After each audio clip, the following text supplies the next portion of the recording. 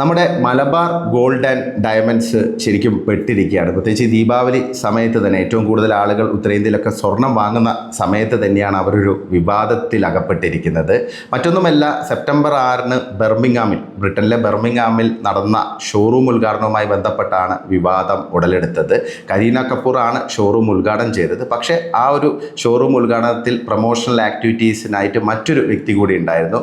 അത് അലിഷ്ബ ഖാലിദ് എന്ന് പറയുന്ന ബ്രിട്ടീഷ് ബേസ്ഡ് ആയിട്ടുള്ള പാകിസ്ഥാനി ഇൻഫ്ലുവൻസർ ആയിരുന്നു. അപ്പോൾ അലിഷ്ബ ഖാലിദ് എന്ന് പറഞ്ഞാൽ വെറും ഒരു ഇൻഫ്ലുവൻസർ മാത്രമല്ല, ഒരു കടുത്ത ഇന്ത്യ വിരുദ്ധത പുലർത്തുന്ന ഒരു വ്യക്തി കൂടിയാണ്. കാരണം ഓപ്പറേഷൻ സിന്ദൂറിനെയൊക്കെ വളരെ മോശമായി ചിത്രീകരിച്ച ഒരു ഇൻഫ്ലുവൻസറാണ്. അതിനുവേണ്ടി റീലുകളും പോസ്റ്റുകളൊക്കെ നടത്തിയ ഒരാളാണ്. പ്രത്യേകിച്ച് ഇന്ത്യൻ സൈന്യത്തിൻ്റെ ഓപ്പറേഷൻ സിന്ദൂറിന്, പഹൽഗാം ഭീകരാക്രമണത്തിലുള്ള മറുപടിയായി ഇന്ത്യൻ സൈന്യം ഓപ്പറേറ്റ് ചെയ്ത സിന്ദൂറിനെ വളരെ മോശമായ രീതിയിലാണ് അവർ ചിത്രീകരിച്ചിരിക്കുന്നത്. ഓപ്പറേഷൻ സിന്ദൂർ ഒരു ഭീരുത്വം നിറഞ്ഞ നടപടിയാണ്. പിന്നെ ഇന്ത്യയെ വിമർശിക്കാനൊക്കെ അവർ തയ്യാറായിരുന്നു. പ്രത്യേകിച്ച് ജെയ്ഷെ മുഹമ്മദിൻ്റെ ഭീകര കേന്ദ്രങ്ങൾ ആക്രമിച്ചതിനെയൊക്കെ അവർ എതിർത്തു.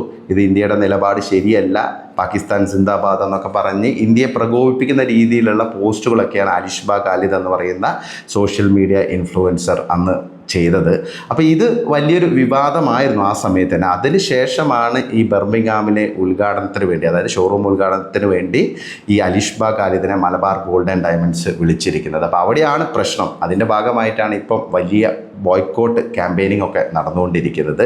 വിജയ് പട്ടേൽ എന്ന് പറയുന്ന ഒരു ആക്ടിവിസ്റ്റിൻ്റെ നേതൃത്വത്തിലാണ് ഇതൊക്കെ തുടങ്ങിയത്. ഇപ്പം വലിയ രീതിയിൽ ഇത് പന്തലിച്ചുകൊണ്ടിരിക്കുകയാണ്. സോഷ്യൽ മീഡിയയിൽ #ക്യാമ്പയിൻസും ബോയ്ക്കോട്ട് ക്യാമ്പയിൻസും ഒക്കെ നടന്നുകൊണ്ടിരിക്കുന്നു.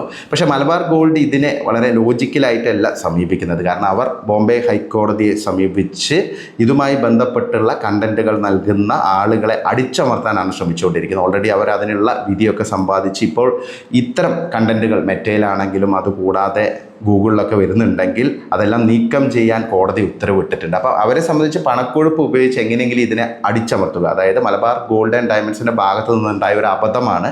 അവരെ സംബന്ധിച്ച് ആ ഒരു വിഷയത്തിൽ ഒരു മാപ്പ് പറയുകയാണ്. ഞങ്ങളുടെ ഭാഗത്തു നിന്നൊരു തെറ്റ് പറ്റി, നിരുപാധികമായി ഞങ്ങൾ മാപ്പ് പറയുന്നു, ഇന്ത്യയുടെ താല്പര്യമാണ് ഞങ്ങൾക്ക് വലുതെന്ന് പറഞ്ഞു കഴിഞ്ഞാൽ അവസാനിക്കുന്ന ഒരു വിവാദമേ ഉള്ളൂ ഇത്.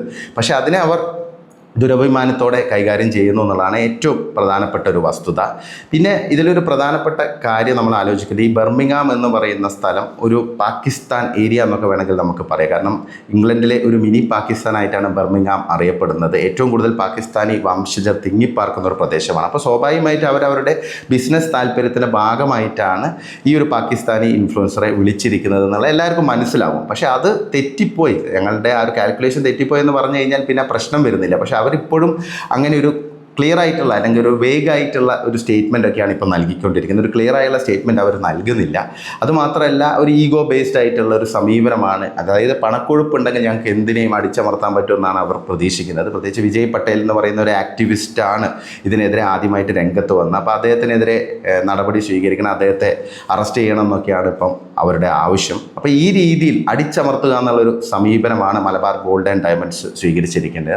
മലബാർ ഗോൾഡ് ആൻഡ് ഡയമണ്ട്സ് എന്ന് പറഞ്ഞാൽ ഇന്ത്യൻ ഉപഭോക്താക്കളുടെ പിന്തുണയിൽ വളർന്നു വന്ന ഒരു ആഗോള ബ്രാൻഡായ ഒരു സംരംഭമാണ്. അപ്പോൾ സ്വാഭാവികമായിട്ടും നമുക്കെല്ലാവർക്കും അഭിമാനകരമായ ഒരു കാര്യം തന്നെയാണ്. പക്ഷേ അവരുടെ ഭാഗത്ത് നിന്ന് സ്വന്തം രാജ്യത്തിൻ്റെ താല്പര്യം ബലികഴിപ്പിക്കുന്ന രീതിയിലുള്ള നടപടികൾ സ്വീകരിക്കുമ്പോൾ അതിനെ എങ്ങനെയാണ് ഇന്ത്യൻ ജനതയ്ക്ക് അംഗീകരിക്കാൻ പറ്റുക? കാരണം അത് അംഗീകരിച്ചുള്ള ശീലം നമുക്കില്ല. പ്രത്യേകിച്ച് നമ്മുടെ ഇന്ത്യൻ സൈനികരെ മോശമായി ചിത്രീകരിച്ച ഒരു ഇൻഫ്ലുവൻസറെയാണ് അവരുടെ പ്രൊമോഷന് വേണ്ടി വിളിച്ചിരിക്കുന്നത്. എന്നിട്ട് പറയുന്നുണ്ട്, ഇപ്പം തേർഡ് പാർട്ടി വഴിയാണ് ഞങ്ങൾ അവരെ വിളിച്ചത്, ഞങ്ങൾക്ക് നേരിട്ട് ബന്ധമില്ല, അവരുമായുള്ള കോൺട്രാക്റ്റ് ഞങ്ങൾ ടെർമിനേറ്റ് ചെയ്തു, ഇനി അവരുമായിട്ട് അസോസിയേറ്റ് ചെയ്യില്ല എന്നൊക്കെ പറയുന്നുണ്ട്. അതൊക്കെ എന്താണെങ്കിലും അവരൊരു അപ്പോളജി പറഞ്ഞിട്ടുണ്ടെങ്കിൽ, മലബാർ ഗോൾഡ് ആൻഡ് ഡയമണ്ട്സിൻ്റെ ഭാഗത്ത് നിന്ന് ഒരു അപ്പോളജി വന്നിട്ടുണ്ടെങ്കിൽ ഇത് അവസാനിക്കും. പക്ഷേ അവർ വീണ്ടും ഇതിങ്ങനെ നീട്ടിക്കൊണ്ടുപോവുകയാണ്. അപ്പോൾ ഈ ഒരു ക്യാമ്പയിനിങ് ഇപ്പോൾ നടക്കുന്നത്, മലബാർ ഗോൾഡ് ആൻഡ് ഡയമണ്ട്സിനെതിരെ നടക്കുന്ന ക്യാമ്പയിനിങ് അവർ തന്നെ വരുത്തി വെച്ച സംഭവം തന്നെയാണ്. കാരണം അവരിപ്പോഴും കറക്റ്റ് ചെയ്യാൻ തയ്യാറല്ല. കാരണം അവർക്ക് അവരുടെ ബിസിനസ് മാത്രമാണ് പ്രധാനം എന്ന് നമുക്ക് ഊഹിക്കേണ്ടി വരും. അല്ലാതെ അവർ രാജ്യ താല്പര്യത്തിനൊപ്പം നിൽക്കുന്ന ഒരു ജ്വല്ലറി ഗ്രൂപ്പല്ല എന്ന് പറയേണ്ടി വരും. അതാണിപ്പോൾ നിലവിലെ സാഹചര്യം.